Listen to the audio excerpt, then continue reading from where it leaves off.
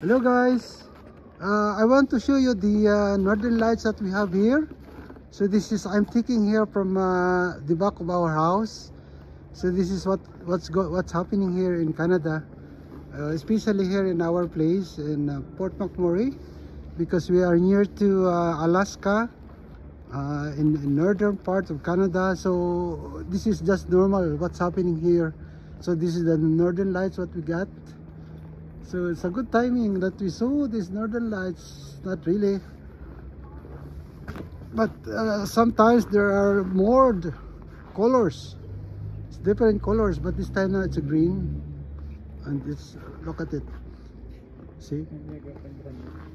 And then I'll show you also at the same time, this is our opportunity to show you the our Christmas decor.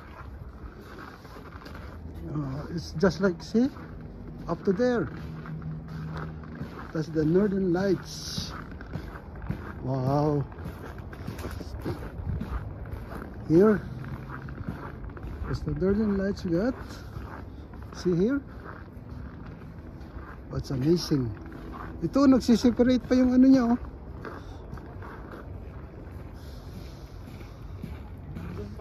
Ha?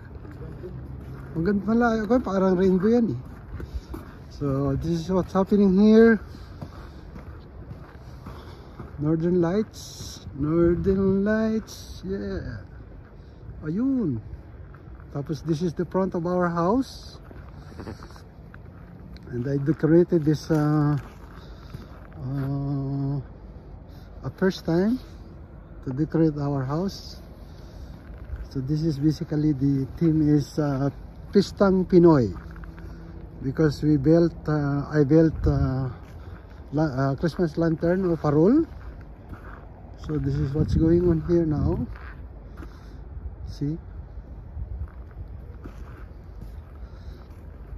yan na po ang resulta.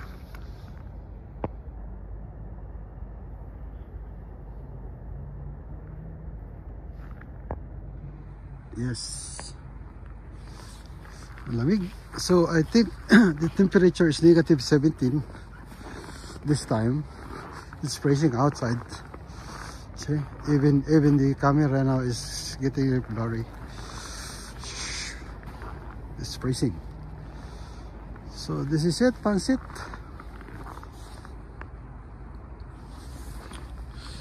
So still, and then with combination of northern lights there, wala na masyado.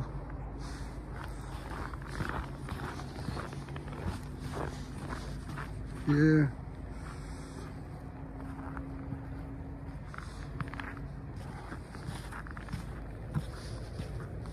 can you see the northern lights? Yeah, there's no more.